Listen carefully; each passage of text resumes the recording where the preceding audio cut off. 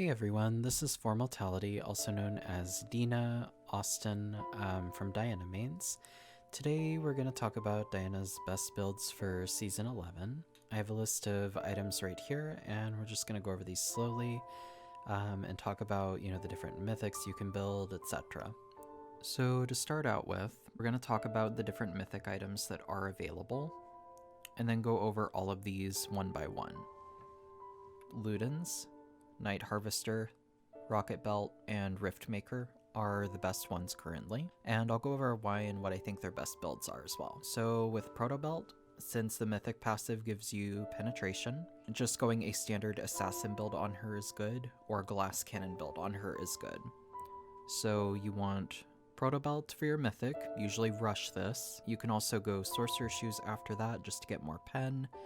Magi's is really underrated because it does give you a mythic passive slot. And since it gives you that mythic passive slot, you're going to be getting up to a max, I think it's of 125 AP from Magi's. So if you're really careful about choosing the fights that you take, this item becomes super invaluable as the game goes on. Zhonya's Hourglass, you do want to get this quickly because you're diving into the front line. You need some way to survive after you go in, as your damages usually follow up for the rest of your team, or if you have to initiate for your team, then Zhonya's, of course, is needed so you can survive, and so your team can follow up with you. Void Staff is really good now, 40% magic penetration, even though there's reduced AP. It's just a crazy amount of pen coupled on with the pen you're going to be getting already from Sorcerer Shoes, plus the mythic passive tacking onto all of your core items already. Does a lot of damage. It's almost pure damage to a squishy not building MR, so it's absolutely crazy. As far as other items you can get, Death Cap, just to increase your overall AP. Maybe if you're not having a good game, this would be, good to just flat out replace it with Magi. Not as a second item, of course, but just somewhere down the line. Just so you have some consistent source of AP if it's not going as hot. Other items you can build are Nashor's and Lich Bane. I believe Nashor's has better damage overall. The reason I think that is because with Lich Bane, it has a 2.5 second cooldown, and it only does 60%, well, it's only 40% now, 40% of your ability power. Nashor's Tooth, I think, is still 20%, so 20-40, it's already above the AP ratio of Lich Bane, 60, so within 3 autos, you're doing more damage than you would with Lich Bane overall. And then you have to account Lich Bane has a cooldown as well. You can usually fit the 3 autos out if you have Nashor's Tooth pretty quickly, because Diana's passive also boosts her attack speed. So the only redeeming factor I find for Lich Bane personally is the added movement speed, which is very, very nice on Diana. And it can synergize pretty well with the move speed boost that you're getting from like Protobelt or the different items. Now, I think Ludens is kind of sleeper. I don't think they've touched the penetration on Ludens, and if they haven't, it's super good right now. So, you think about the 10 pen that you're getting plus the 18, that's 28 right there. And then you get Magi's, that's 32. So 32 pen just from 3 items starting out. Can you say ouch? That's super hurtful. The main problem with this is Diana doesn't need mana. If you're someone who struggles with mana, this might be a good item for you, but she realistically doesn't need all of the mana that comes from this item, so it sort of feels like you're sinking into stats that you don't need. As far as other items to build, Hourglass, you can survive after going in with your burst, Death Cab just to round out more AP, and then Void Staff just so you can cut through their MR mid to late game. You can interchange Void Staff and Death Cap as needed, depending on what you're needing. For Night Harvester, we're looking at going an item other than your mythic first item usually. I feel like Nashor's as a first item spikes harder than a lot of the other mythic items, just because of how crazy it is. It's 100 AP, that's raw stats being synced into you for your shield and damage, 50% attack speed, and then 20% AP on hit. That is a lot of damage just to get that item up front. You can rush your Night Harvester if you feel that's better, but for whatever reason, I've had more success rushing Nashors if I'm looking to build something like Night Harvester or Lich Bane when it wasn't nerfed. Felt like a really good item to sort of open up with. So I feel like you don't always have to rush your mythic items. Sometimes it feels better to get another item first, depending on how good it is. After that, it's just standard build path, Hourglass, Deathcap, and Void Staff. These are all for Assassin Electrocute builds so far, by the way.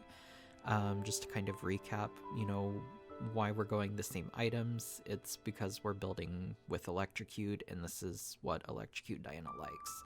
Upfront damage, a tiny bit of survivability through Hourglass, and penetration. Now, this right here is where things get interesting. So, Diana can also build Riftmaker. With Riftmaker, again, I feel Nashor's really good first item spike. Riftmaker, to me at least, feels a little weak independently. You can build the Leeching Leer if you'd like, just so you have some of the Omnivamp to work well with your Conqueror. But Nashor's Tooth alone feels like it outshines like what you get from Riftmaker just as a first item, to me at least. You can certainly build it first, but I've had more luck building this as a first item instead, just because of how strong it feels. Just getting it completed. It definitely helps with wave clear as well, because the more attack speed you have, the more efficiently you'll be able to clear waves out. Other items you can build are Demonic Embrace and Hourglass, just to give you some extra tankiness. If you want to go like full Bruiser Diana, you can throw in a Banshee's Veil in there and even change up your boot choice, but I feel like the pen is just too important to not pass up on. Other items you can build, Deathcap, just to round up your damage more. You can replace one of these items in here with it. Void Staff, same thing. You know, you're looking to cut down magic resistance across the board for a team. If you have to take on the tankier role for your team, you can also build Spirit Visage. This item shouldn't be slept on. It increases all healing and shielding effectiveness on you by 25%. This is from everything. So this is from your Conqueror, your Riftmaker, your teammates shielding you, your W, and that's crazy value just out of one item. So if they have, you know, a little bit of AP that's threatening, I would go ahead and pick up Spirit Visage. And that rounds out everything for the items. Again, everything's kind of cookie cutter to me right now with the Assassin builds. You're typically looking for Hourglass, Void Staff, Deathcap as your core. Occasionally you can dip into Nashor's Tooth first item, just for stronger spike. I feel like this is the case with, at least for Riftmaker, maybe not Night Harvester, but at least for Riftmaker, Nashor's first feels very nice.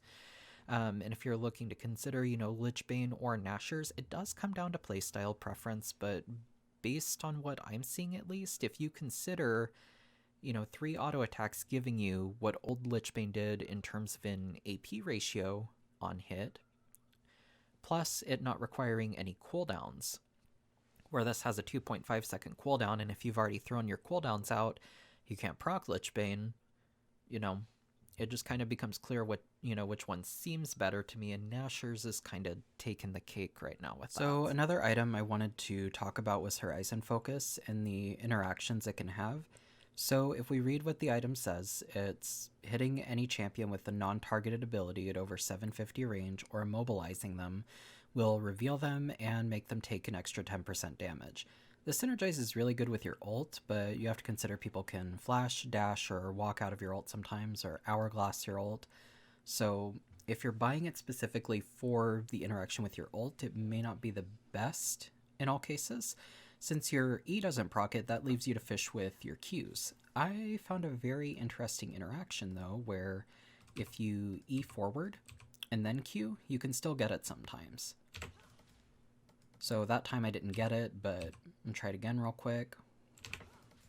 That time I was able to get it.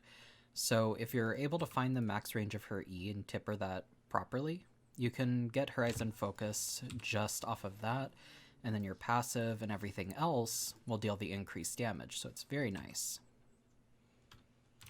Alright, if you guys do have any other questions, feel free to let me know in the comments. This was just kind of a quick guide that I wanted to piece together real quick, and hopefully this is helpful to some people. Bye.